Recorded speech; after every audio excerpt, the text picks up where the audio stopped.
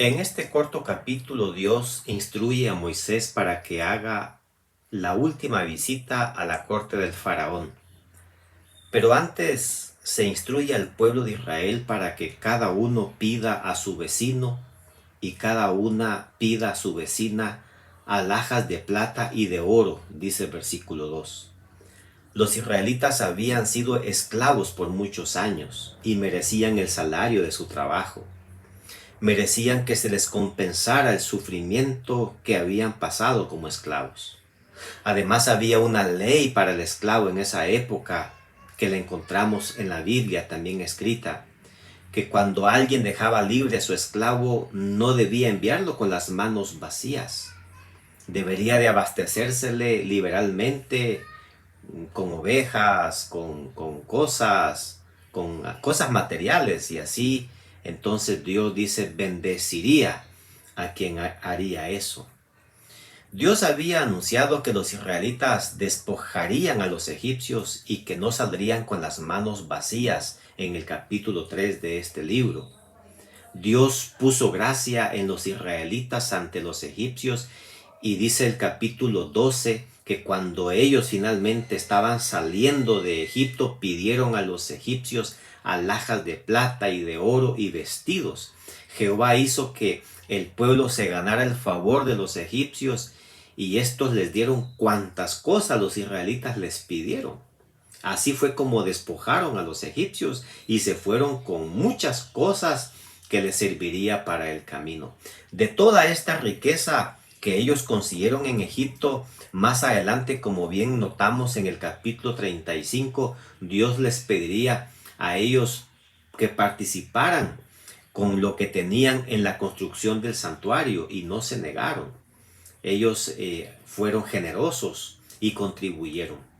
Así que es importante que recordemos que cuando obtenemos algo en este mundo es porque Dios pone gracia en alguien y lo obtenemos. Ya no se debe solamente a nuestra fuerza y capacidad, sino a la intervención divina.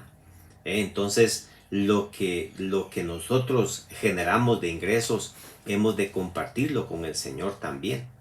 Una vez terminada la instrucción sobre la recolección que los israelitas le iban a hacer a los egipcios, ahora Moisés procede a anunciar al faraón la 10ª y última plaga que caerá en Egipto.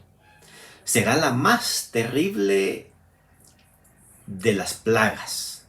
Y así es como finalmente Faraón dejará ir al pueblo para que ellos adoren a Dios en el desierto. Sería el sufrimiento por el cual esta plaga les haría pasar, que sería la muerte de todos los hijos primogénitos de la nación, desde el primogénito del faraón, dice el verso 5, hasta el primogénito de las bestias y de los siervos. Tristemente con esto, finalmente Faraón tendría que entender de que Dios es soberano, de que el pueblo de Israel, por muy esclavo que estuviese, era el pueblo de Dios y que lo necesitaba. Además se le advirtió al faraón que de los primogénitos de Israel ninguno moriría, dice el verso 7.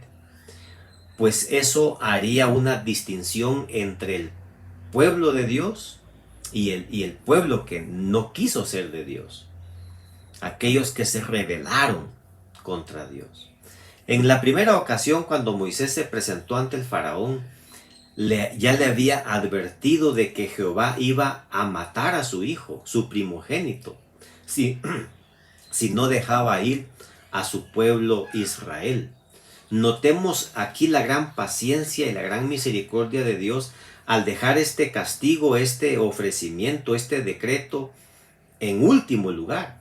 Dios no quería la muerte de estos hijos primogénitos y con el fin de evitarlo trajo una plaga, una segunda plaga, luego una tercera plaga, después una cuarta plaga y así se fue plaga tras plaga con el objetivo de que el faraón dejara ir a los egipcios, a los israelitas.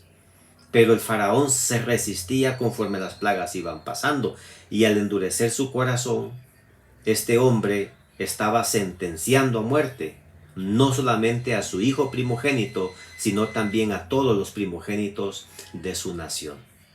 Después de dar la terrible noticia al faraón, Dios le dijo a Moisés: el faraón no va a escucharme, él no va a querer, pero yo voy a demostrar mis maravillas en toda la tierra de Egipto.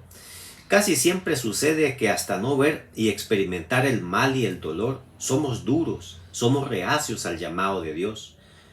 No puedo olvidar a una familia que después de ser lindos miembros activos de la iglesia, una vez se enfriaron y se alejaron. En una visita que este servidor les hizo, ellos se mostraron indiferentes a mis palabras.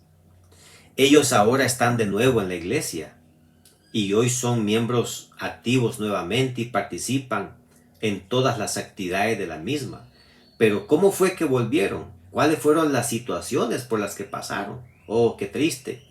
Ellos tuvieron que perder a un hijo. La enfermedad le sobrevino de repente al único hijo varón.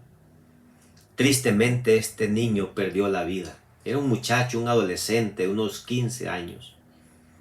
Esto consternó a la familia, sintieron pesar, pero también ese dolor, con ese sufrimiento, reconocieron que estaban por el camino equivocado, que se habían alejado de Dios y regresaron.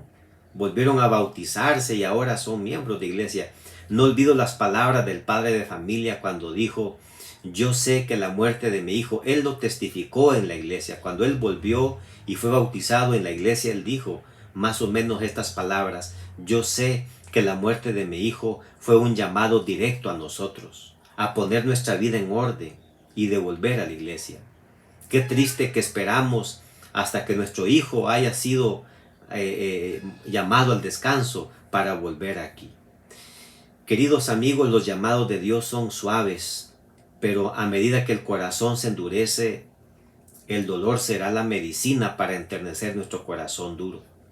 A veces Dios no cambia nuestra situación hasta ver cambiar nuestro corazón. Lo importante realmente para Dios es llevarnos al cielo y hará cualquier cosa con eso. Y si el dolor será parte de eso, el Señor lo va a hacer porque Él busca cualquier manera de podernos llevar con Él al reino de los cielos. Ojalá que tú y yo no seamos duros de corazón y que escuchemos su llamado y que estemos dispuestos a seguirlo y que hagamos lo mejor siempre mientras estamos en esta tierra. Que Dios te bendiga.